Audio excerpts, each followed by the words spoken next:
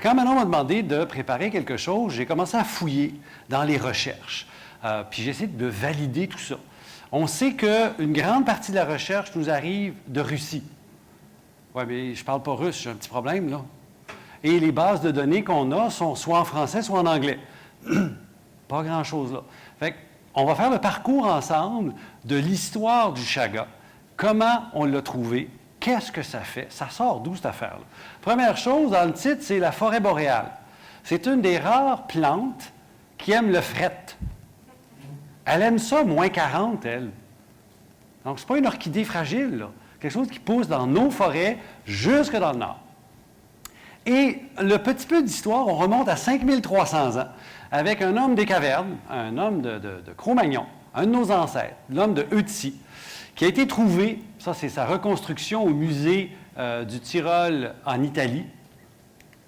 C'est une momie qu'on a trouvée dans un glacier, parfaitement conservée. Et le bonhomme, il avait dans son linge 3 champignons. Il y avait un polypore de bouleau. Ceux qui connaissent un petit espèce de gros champignon blanc qui pousse sur les bouleaux. Grosse espèce de calotte. Qui, OK, là, j'ai commencé à fouiller. Ça fait quoi dans la vie? Parce que j'ai jamais... C'est un polypore. Un polypore, ceux qui connaissent un peu les champignons, là, c'est immangeable. C'est dur. Alors, OK, ah oui, il y a peut-être des propriétés pas très connues de nos jours. Il y a 5000 ans, il le savait, là. Il l'avait dans son sac. Il y avait de l'amadou. L'amadouvier, c'est un briquet. Quand vous avez vu des films de mousquetaires ou de n'importe quoi dans le passé, où ils allument avec une pierre de silex, là, ils gardent leur truc dans une espèce de coton. C'est un champignon. On l'a ici, c'est le gros polypore qui fait toutes sortes d'étages, puis qui vient gros de main. Quand on l'ouvre, puis on le brise, il fait comme une espèce de coton qui retient le feu. C'est l'amadou. C'est avec ça qu'on faisait des briquets. Donc déjà, il y a 5000 ans, on avait trouvé cette affaire-là. Et il y avait du chaga. Inonotus obliquus. Il y a un test à la fin, il faut tout le savoir par cœur, tout ça. Alors, qu'est-ce qu'ils savaient il y a 5000 ans qu'on ne sait pas aujourd'hui? Parce que quand ta survie dépend de ce que tu trimbales avec toi, tu ne trimbales pas n'importe quoi. C'est automatiquement quelque chose qui est utile. C'est un peu comme n'importe qui trappe, qui part pour 2 semaines dans le bois, ils ne traînent pas du stock inutile. Bien, eux, ils vivaient comme ça. Alors, on revient un peu, on continue dans le temps, on est rendu en Sibérie, chez les Khanty, c'est eux qui ont mis le mot qu'on connaît. Chaga, c'est du russe. Ou enfin, de cette langue-là russe, c'est un peuple très particulier qui vit dans la Sibérie occidentale, et, ça c'est des exemples de ces gens-là, au 19e siècle. On sait qu'il y a des traces, il y a 400 ans, dans le folklore de ces pays-là, où le chaga était utilisé comme boisson principalement pour les infections toniques durant l'hiver, la vitalité, prévenir la maladie, mais traiter. C'est pas juste un petit thé, il faut faire attention. Donc, tous les peuples du Nord l'ont utilisé. En Finlande, ça fait quelque chose comme 60 ans que c'est rendu la mode d'avoir une boisson qui remplace le café, qui est en fait du chaga en poudre, qu'on fait en infusion. Il faudrait en goûter tantôt. Alors, donc, il y a un historique d'usage qui remonte très loin dans le temps. On part de là. On va où avec ça? Ça, je m'excuse, c'est bien trop petit. Mais donc, ça, c'est pour vous montrer comment ça pousse, cette affaire-là. C'est ce qu'on appelle une carie du bois. Alors, c'est un champignon, mais pas comme ce qu'on voit à l'épicerie avec un petit chapeau et des lamelles en dessous, là.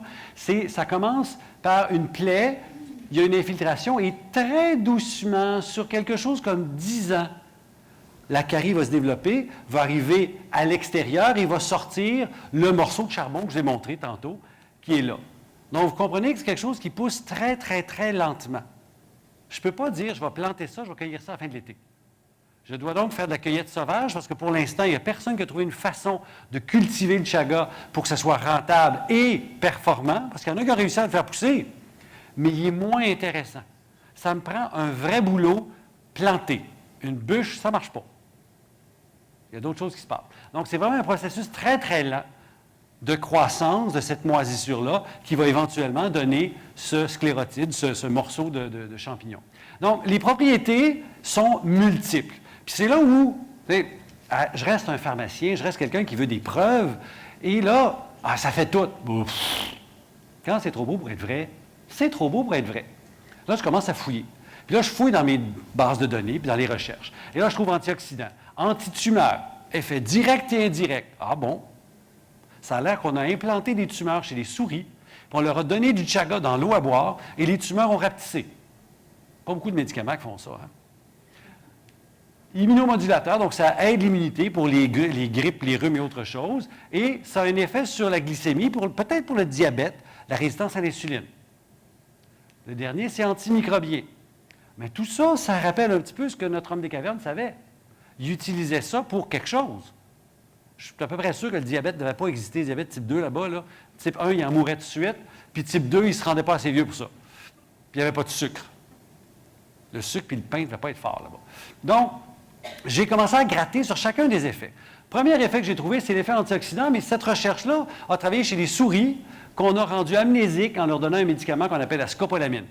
Ils deviennent complètement amnésiques. La souris fait quelque chose, puis elle recommence la même affaire, puis elle ne se souvient pas qu'elle l'a fait. Et on leur a donné du chaga, la mémoire est revenue.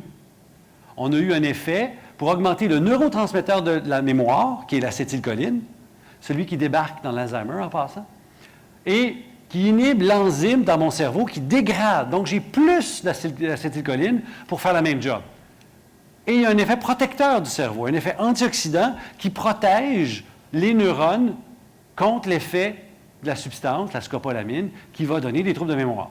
Ah! Je n'ai pas trouvé en passant d'études cliniques. Vous allez voir que j'en ai beaucoup chez l'animal, j'en ai en éprouvette, mais j'en ai pas chez les cliniques. Alors, ce que je trouve, c'est des confirmations en laboratoire de ce que les gens faisaient par savoir traditionnel. Et ça, encore là, je suis désolé, c'est un peu petit, mais c'est le chaga qu'on a donné à des souris et qui a toutes sortes de mécanismes différents. J'ai parlé de l'acétylcholine, j'ai parlé de l'effet antioxydant, il y a un effet neuroprotecteur, il y a un effet sur la dopamine. Tout ça fait en sorte que les fonctions cognitives, donc la façon de penser de l'animal, est améliorée. Ah, intéressant. Les effets antioxydants sont dus à quoi? Alors, je commence à fouiller, et là, on s'aperçoit que dans le chaga, il y a ce qu'on appelle des polyphénols. Beau grand mot, il n'est pas dans le dictionnaire, fait qu'au Scrabble, ça ne marche pas. Mais les polyphénols, c'est ce qu'on retrouve dans les petits fruits. C'est ce qu'on retrouve dans le thé vert. C'est ce qu'on retrouve dans le curcuma. C'est toutes ces molécules-là qui ont des effets bénéfiques pour la santé. Ici, il y en a toute une collection dont certains sont exclusifs au chaga et qui ont tous des effets antioxydants. Ici, on vous parle de in vitro. Ça, c'est dans mon langage, c'est dans de la vitre. Vous comprenez, dans de la vitre, ça veut dire en éprouvette. Ce n'est pas chez l'animal. Ah, OK. Et là, on a, vous reconnaissez H2O2. Quelqu'un le reconnaît, là? Tout le monde se rappelle de sa chimie secondaire 3, là. Ceux qui se font blondir avec du peroxyde, c'est avec ça. H2O2, c'est du peroxyde. Le superoxyde, c'est une affaire qu'on n'a pas. Je ne peux pas en faire, mais mon corps en fait tout plein de ça. Une espèce d'allumette que je prépare, qui brûle tout seul, et j'ai des antioxydants dans mon corps pour l'empêcher. On appelle ça des dismutases. Bien, lui va faire cette job-là, va empêcher l'allumette de flamber. Encore antioxydants, il y a d'autres molécules qu'on appelle des polysaccharides. Donc, vous devez reconnaître un mot là-dedans qui ressemble à saccharine. C'est des sucres. Mais des sucres qui ont un effet bien particulier parce que ce n'est pas de l'amidon, ce n'est pas du pain, mais c'est dans la même famille chimique.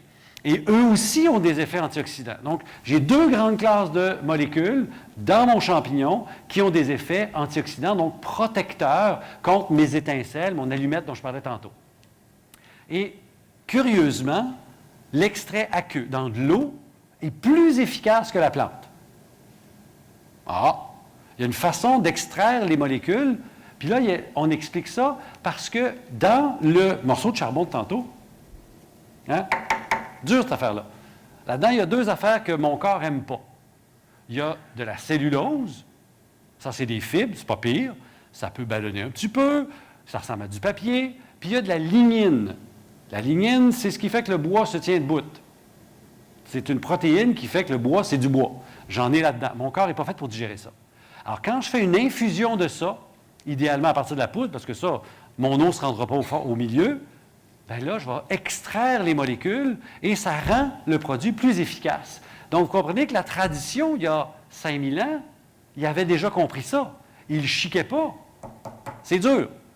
Fait qu'il y avait une façon de le briser pour en faire une infusion et faire en sorte qu'elle allait chercher les bénéfices. Vous allez lire aussi, si vous bouquinez un petit peu, encore là, je m'excuse, les caractères sont bien trop petits. Mais vous allez lire que le chaga est tellement plus antioxydant que n'importe quoi d'autre. Si je vous pose la question, dans ce qu'on mange, qu'est-ce qui est antioxydant? S'il y en a un qui vous vient en tête, là. Le bleuet. Le bleuet est extraordinairement antioxydant. Il y a une valeur, ici on parle des valeurs ORAC. En anglais, Oxygen Radical Absorbance Capacity, ou la capacité anti-radico-oxygène, donc antioxydant. Bien, le bleuet, c'est 6 000. Vous voyez ici, 39 000. Il y a même un site, vous allez trouver 152 000. Bien, comment ils ont réussi à faire ça? Ce n'est pas avec le chaga. C'est avec un extrait où on a concentré toutes les molécules antioxydantes, et là, j'obtiens des chiffres impossibles. Mais vous voyez quand même qu'il est tellement fort par rapport à tous les autres produits, on a vraiment un effet antioxydant hyper concentré dans l'extrait de chaga. Et là, c'est une façon de montrer comment on a tout calculé, puis ça arrive à 39 000, parce que l'antioxydant, ce n'est pas une chose. Un aliment, ce n'est pas du WD-40. Hein? Ce n'est pas juste qu'on t'arrouille. Ça agit à un endroit en particulier, d'une façon particulière. Donc, pour le tester, il faut que je teste tout ça. Autrement, j'ai une valeur qui ne veut rien dire. Alors, c'est ça qu'on a fait, et chaque aspect a un chiffre particulier, et ensemble, ça fait 39 000. C'est donc un produit super puissant pour l'effet rouille intérieure. Je vous ai parlé de chimie, là. Encore là, c'est complètement illisible, mais chaque molécule qui est là a des effets antioxydants, anti-inflammatoires, anti-cancer, et je continue comme ça. Parce que la chimie est très, très, très complexe. Donc, déjà, en éprouvette, en laboratoire, je peux démontrer une grande partie des effets que la tradition savait avant. On est plus loin que ça. Un effet qui commence à être à la mode. Quelqu'un a entendu parler de la médecine anti-âge? Oui, OK, quelques-uns, c'est pas pire. Alors, c'est tout un mouvement de la médecine qui cherche à comprendre les processus naturels de vieillissement pour les ralentir et donc prévenir toutes les maladies associées au vieillissement, depuis la maladie cardiaque jusqu'à la maladie neurologique, etc., qu'on associe à la vieillesse. Et là, on a fait un test avec un extrait de chaga. On l'a donné au premier modèle. Donc, on ne donne pas ça à quelqu'un, ça va prendre 75 ans, ça va voir si ça marche. On fait ça moins vite. On a un modèle qui est un tout petit verre qu'on appelle un nématode. C'est le fun parce qu'en 3 semaines, je le sais si ça marche ou pas. Bien, on a augmenté la durée de vie de ces animaux-là de 121 juste en mettant du chaga dans leur environnement. Alors, c'est fascinant. Alors, le nématode, on a vu cet aspect-là. On a mesuré l'effet antioxydant, vous voyez mes petites références sont là, et on a rallongé la vie de cette bébête-là de 121 C'est quand même fascinant, là. Est-ce que c'est vrai chez nous? Je ne le sais pas. Mais ça explique pourquoi David Wolfe parle de l'élixir de longue vie et que dans la tradition russe, c'est comme ça qu'on l'appelle. On entend aussi le mot anti-inflammatoire. Dans ma première diapo, là, on parlait d'anti-inflammatoire. Anti-inflammatoire, c'est quoi? Quand ça fait mal quelque part, j'ai de l'inflammation. Si je parle, parlons même pas chimie et physiologie, l'inflammation, c'est des choses banales. C'est rouge, c'est chaud, ça fait mal, c'est enflé. C'est ça de l'inflammation. Je peux aller en dedans et dire « Ah, ça travaille sur des interleukines puis telle affaire. » Oui, c'est ce qu'on va faire ici. Mais ici, une autre classe de molécules qu'on a dans le chaga a des effets anti-inflammatoires qui ont été montrés et en éprouvette et chez l'animal. Donc, encore là, on confirme l'effet traditionnel par une approche laboratoire. Et j'ai pu même non seulement montrer que ça marche, mais j'ai pu mesurer dans le sang que les marqueurs de l'inflammation sont baissés. Alors, tous ces chiffres-là, là, IL-bêta, IL-6, TNF-alpha. TNF-alpha, ceux qui connaissent des gens qui font de l'arthrite prennent un anti-TNF-alpha. Humira, un médicament. Alors ici, j'ai une plante qui a ce genre d'effet-là. Et en même temps, je vous ai dit, les symptômes de l'inflammation, c'est quoi? C'est enflé, c'est rouge, c'est douloureux. L'enflure, c'est dû à de la vasodilatation, mes vaisseaux sanguins qui rouvrent, et là, ça devient enflé. Bien là, j'ai une démonstration que je réduis l'enflure par le chaga en éprouvette. Ah, confirmation encore une fois. Extrait aqueux. On est encore dans la tisane ici, là. Je ne suis pas dans un extrait sophistiqué fait par une grosse machine. C'est ce qu'on peut faire chez soi. Et là, chez des souris, où on aura créé une colite ulcéreuse, une maladie inflammatoire de l'intestin, on a mesuré une réduction importante de l'inflammation chez ces souris-là, voire presque une guérison. Ça devient super fascinant, ça. Oups. L'autre point qui était peut-être le premier argument, c'est pour ça que José Blanchette, quelqu'un a lu le livre de José Blanchette? Oui? Hein? Je ne sais pas pondre l'œuf, mais je sais quand il est pourri, là, où elle raconte son parcours en oncologie. Bien, à la fin, elle nous parle de sa recette où il y a du chaga et d'autres choses. Et oui, il y a plusieurs études, pas cliniques, c'est pas vrai, je ne peux pas vous dire que ça marche, pas un médicament, ça reste un produit traditionnel. Mais, cancer du côlon, on réduit les tumeurs chez les souris, ce que je vous ai dit tantôt. Augmentation des lymphocytes, on améliore la capacité du système de détruire, notre propre système, de détruire le cancer. Puis, j'ai aussi d'autres, peut-être ici, non, là, non, je ne l'ai pas mis. Il y a 2 autres études qui sont probablement trop floues pour être lues. Je suis désolé, la technologie ne me suit pas. À un moment donné, il faudra que je sois mieux que ça. Mais il y a 2 autres études qui ont été faites sur des cellules de cancer du sein et cellules du cancer de la prostate. Intéressant aussi. Un autre effet dont on entend parler, c'est l'effet anti-diabète. Ah, OK. Alors ici, on a pris encore un modèle de souris et on a 3 souris. Enfin, 3 groupes de souris. Un normal. Un, on va les gaver, enfin, plus que ça, on leur donne une infusion de sucre pendant des minutes et des minutes et des minutes pour simuler un diabète.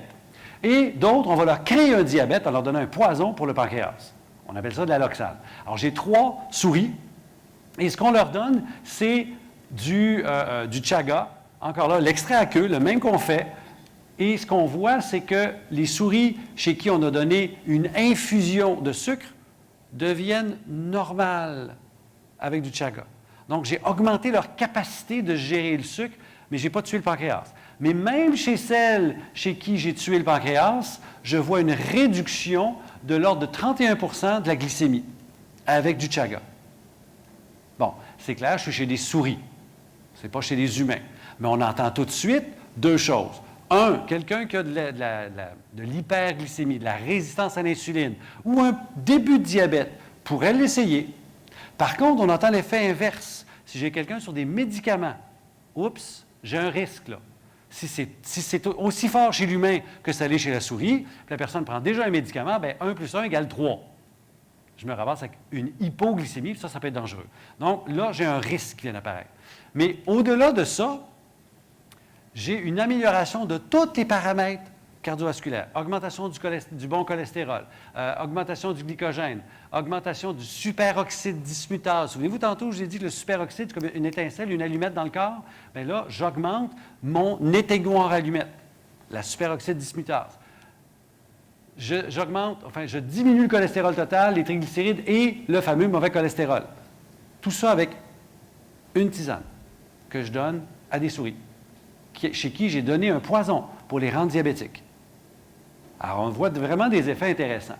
Et plus que ça, il y a un marqueur ici, là, dialdéhyde maléique, ou malonique plutôt. C'est un marqueur de mon état d'oxydation. Quand ça monte, c'est parce que mes propres défenses antioxydantes sont fatiguées. Mais là, je le vois baisser. Donc, j'augmente mes propres défenses. Chez la souris, s'entend. Alors, des références anti-hypoglycémie, j'en ai tout plein. Par contre, même ici, je n'ai pas vu d'hypoglycémie chez mes souris. J'ai vu une normalisation de la glycémie. Alors, toujours, on garde le bémol chez quelqu'un qui prend des médicaments, mais si je n'ai pas de médicaments dans le portrait, le risque est minime. J'ai même trouvé un effet antiviral pour l'herpès. 2 références, hein, M. Palm puis M. que je ne prononcerai pas, Polkova. Ces 2-là ont montré que la tisane, l'extrait à queue, empêche le virus de l'herpès de rentrer dans les cellules pour créer le fameux feu sauvage. Est-ce que ça veut dire que si moi je prends ça, je vais guérir un feu sauvage? Je ne le sais pas. Mais c'est quand même intéressant de voir le mécanisme. Celui-là, j'ai trouvé fascinant. Régulateur du microbiote. Quelqu'un connaît ce mot-là, microbiote? Non. Quelques-uns. Si je vous parle de flore intestinale, ça vous dit quelque chose? Oui. Bon, c'est la même affaire. C'est juste qu'en science, on va avoir l'air intelligent, fait qu'on met des nouveaux mots, ça paraît mieux. C'est la même affaire. Micro, petit, biote vivant. Vous allez entendre microbiome. Bien, pensez génome, c'est la même affaire, mais on regarde par les gènes. C'est la même affaire, c'est ce qui se passe ici. Et là, on a un modèle de souris chez qui on a créé une pancréatite aiguë. Ça s'accompagne d'un microbiote où j'ai un changement d'une flore, un microbiote protecteur, vers une flore pathogène qui augmente l'inflammation. Vous avez entendu dans les journaux ou dans les médias que dans des modèles, on a donné le microbiote de souris minces à des souris obèses qui ont maigri. On va donner le microbiote de souris obèses à des souris minces qui ont grossi. Vous avez déjà entendu ça? Non. Bon, d'accord. Il est temps qu'ils boivent du chaga, ils sont tous éteints. On va les allumer. L'idée, c'est qu'il y a beaucoup plus de rôle ici dans les bactéries de l'intestin que ce qu'on pense. Ça a vraiment un rôle sur tout mon corps, l'inflammation, le métabolisme, même la dépression. J'ai fait une chronique il y a 2 semaines à LCN. D'ailleurs, c'est le jeudi à 8h40, on va être là demain matin. Mais il y a une recherche qui a paru où l'alimentation peut aider à soulager la dépression. Puis ça agit via le microbiote. Bien, lui, il fait la même affaire. On a vu une amélioration, on a vu une réduction des facteurs d'inflammation et une augmentation des facteurs protecteurs antioxydants. Juste en donnant du chaga à des souris chez qui on a donné un poison pour créer une pancréatite aiguë. Alors, je suis en train de leur donner ce qu'il faut que le corps se guérisse lui-même. Et ça, c'est fascinant parce qu'il n'y a pas grand-chose qui va altérer ma flore intestinale aussi puissamment que ça. Changer de mauvais à bon. Même une affaire sur l'allergie. Encore là, c'est chez des souris, chez qui on sait qu'ils sont allergiques à quelque chose. Ils vont faire une crise d'anaphylaxie. Vous savez, c'est quoi l'anaphylaxie? Hein? C'est des crises d'allergie où ça rentre tellement que ça prend une épipène. Là. C'est dangereux, les enfants, puis les arachides, par exemple, ou les poissons peuvent donner ça. Alors, ce qu'on a fait, c'est qu'on leur a donné du chaga. Alors, je ne dis pas de le faire chez l'humain, hein? Non. Mais on a empêché la crise d'allergie et on a diminué les anticorps qui causent l'allergie. Tout ça, OK. Alors, si c'est si merveilleux que ça doit bien avoir des risques, cette affaire-là. C'est un médicament qui est très puissant, il y a des effets secondaires qui viennent avec. Alors ça, c'est une étude sur la sécurité. La notion de LD50, c'est une notion de laboratoire, c'est la dose létale pour 50 des animaux. Alors, à quelle dose je vais donner de la substance à mon groupe d'animal pour en tuer la moitié? Bien, ici, là, 6,5 grammes par kilo. Faites le calcul avec votre propre poids multiplié par 6. Vous allez voir que ça en fait du monde, là. Hein, si je prends mon cas à moi, là, je fais 90 kilos, 6 x 9, 54, merci. J'allais dire 72, ça, c'est pas le bon chiffre. Merci. L'air d'avoir l'air un peu débile. Alors, il faudrait que je mange 72 grammes d'extrait de chaga pour avoir un risque. Ici, on a fait 1 gramme par kilo pendant 6 mois. En fait, c'est plus que ça, c'est pas 54, c'est 540. Hein? J'ai 90 fois 6, c'est ça, 540. Alors, imaginez, là, 540 grammes de chaga, ma m'écœurer avant d'être malade, moi, là. Et là, à 1 gramme par kilo, on n'a jamais vu de toxicité. Fait que je pourrais en manger 90 grammes. Ça veut dire, entre vous et moi, que je n'ai pas de plafond. Je n'ai pas de dose maximale. Parce qu'avant de manger 90 grammes de chaga par jour, là... Alors, je vous pose une question. Là, encore là, l'image est un peu grisâtre. Pourquoi le chaga est noir? Hein? Pourquoi mon bout de charbon, là, l'intérieur est pâle, puis l'extérieur, il est noir, noir, noir? Non, pas à cause de l'oxygène. Ce n'est pas parce qu'il a oxydé ou rouillé. Il est naturellement noir à la partie extérieure. Oui, bonne réponse, il se protège. Mais qui fait ça aussi à l'extérieur, fonce? Oui, ou nous autres. Hein? Nous autres, au soleil, on fonce. Au mois d'août, on est plus foncé qu'au mois d'avril. Au mois d'avril, on a tout un petit look un peu verdâtre, pâleau, là. Puis plus tard, on a un look plus foncé. On a le même pigment, la mélanine, qui fait que les cheveux sont noirs, la peau fonce, etc. Bien, le champignon fait la même affaire. Il produit de la mélanine. Il y a quelque chose d'humain chez le champignon. Il y a quelques gènes chez le champignon qui sont pareils chez l'humain qui donnent de la mélanine. Surprenant dans du monde végétal. C'est d'ailleurs la seule source végétale de mélanine. Est-ce que ça a un rôle chez l'humain? Je ne le sais pas. Alors, je vous ai rajouté ici un truc que j'ai carrément volé sur un site web pour vous dire que, puis là, je vais me déménager, fait que si tu veux me suivre à l'autre bout. Alors, ce qu'on a, c'est qu'on a une valeur ORAC. Lui, il parle de 52, j'ai parlé de 39. Ça varie de qui l'essaie. Il y a même une référence qui monte à 152 000. J'ai 5300 ans d'histoire, connue. Mais s'il l'utilisait il y a 5300 ans, ça veut dire que ça fait bien plus longtemps. On augmente l'effet des cellules tueuses, des NK cells, qui sont les cellules qui attaquent les virus, qui attaquent les intrus dans mon corps. C'est mon système immunitaire. J'ai une augmentation de 300 %. Ça fait 60 ans que les Finlandais utilisent ça comme aliment à la place du café. Il n'y a pas de dosage maximum, ce que je viens de vous dire. Il y a des gènes similaires aux nôtres. Je vous ai expliqué avec la mélanine. Il y a 215 molécules. Vous savez le petit tableau tantôt complètement illisible, là? 215 molécules bénéfiques dans le chaga. Ça fait 100 ans que les peuples du Nord l'ont incorporé. Puis en fait, on pourrait même dire que ça fait 400 ans, oui, c'est un 4 qui est là, 400 ans qu'on a des documentations que les peuples du Grand Nord, que ce soit la Sibérie ou ici, l'utilisent dans leur thérapie traditionnelle. Il y a d'ailleurs une anecdote, il y a un médecin qui est arrivé quelque part dans un village en Sibérie qui a constaté que malgré un régime de vie de mauvaise qualité, très pauvre, les gens ont 0 cancer. Il a fait pourquoi? Puis plusieurs histoires dans le monde où on a découvert quelque chose parce qu'on arrive dans une place, mais ils n'ont pas telle maladie. Pourquoi? Et là, il a fait des fouilles, il a trouvé le chaga. Puis ça a commencé le travail en Suisse. Pas une seule substance connue pour avoir une toxicité dans la plante. Ça aussi, c'est intéressant. Ça va avec pas de dosage maximum. Il y a plusieurs médicaments en Russie qui sont à base de chaga. Je vous ai dit, je ne parle pas le russe. Problème. Mais il y en a un qui s'appelle Benefugin, je le prononce comme je peux, là, qui est un médicament pour les problèmes d'estomac, qui est vendu à un extrait de chaga. Il y a 50 fois plus de certains enzymes. Je vous ai parlé tantôt de la superoxyde dismutase. Attention, les haut-parleurs. Et il y a les fameux polysaccharides dont j'ai parlé tantôt, qui ont des effets à la fois antioxydants, immunomodulateurs et anticancers. Donc, j'ai vraiment une substance qui est fascinante parce que très sécuritaire, alimentaire, a des bénéfices sur toutes sortes de problèmes de santé. Et il y a un institut américain qui s'appelle Sloan Kettering, qui est une place où on étudie le cancer, où on traite le cancer.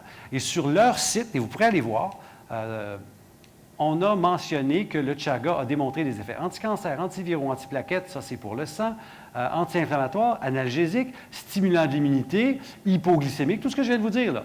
Inhibiteur de certains effets inhibiteurs du cancer, cancer du côlon, cancer du foie, diminue la toxicité de la radiation, ça j'en ai pas parlé, inhibe les tumeurs chez les animaux, ça je vous en ai parlé. Alors, il y a énormément d'effets potentiels dans cette plante-là avec une toxicité à 0. Maintenant, je vais parler de l'aventure de Manon. L'éternel chaga, j'aime bien son mot d'ailleurs, parce que c'est comme le reflet du mot traditionnel russe qui est l'élixir de longue vie. C'est pas juste de mettre de la poudre dans un sachet. Ça serait facile.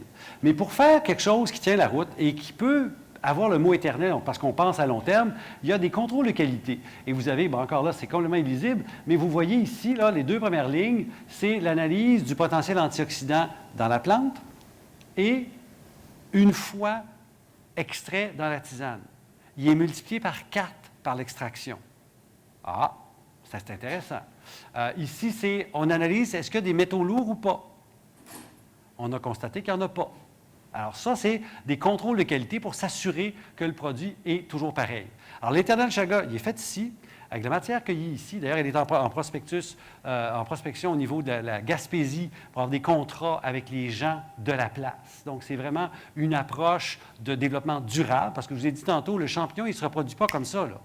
Ça y prend un cycle de minimum 7 ans, plus facilement 10 ans, pour être sûr de ne pas le tuer à chaque fois. Le produit qui est utilisé, on l'a séché. C'est sec. Mais pour être sûr qu'il se conserve, ça me prend un minimum d'humidité, et on s'assure qu'il est à 8 %. Et on sait qu'il est non toxique. Donc, quelqu'un pourrait décider de prendre la boîte au complet. Personnellement, pour l'avoir fait, non, pas la boîte au complet quand même, mais pour en avoir fait un petit peu trop, c'est un peu stimulant, cette affaire-là. Je ne sais pas si les utilisateurs l'ont vu, celle-là, c'est peut-être moi, je suis une bizarroïde, mais quand tu en prends un petit peu trop, dormir est plus difficile. Peut-être parce que c'est trop stimulant. Alors, vous avez donc les produits, les sachets, le petit nouveau qui s'en vient dans 16 semaines, là, on développe un extrait en ampoule Et grande primeur, il y a du travail qui se fait, je parlais de recherche et développement, R&D, hein, qui a contrôle de qualité. Mais au-delà de ça, on pense à demain. On a une série de produits avec des saveurs, mais là, on pense à faire des tisanes thérapeutiques, où je vais avoir non seulement du chaga, mais d'autres ingrédients avec des visées thérapeutiques approuvées par Santé Canada. Il y a aussi du développement pour faire un extrait super concentré, on appelle ça un extrait super critique, avec du CO2. Donc, tout un développement pour aller chercher de plus en plus de valeur d'un produit de notre forêt d'ici. Voilà.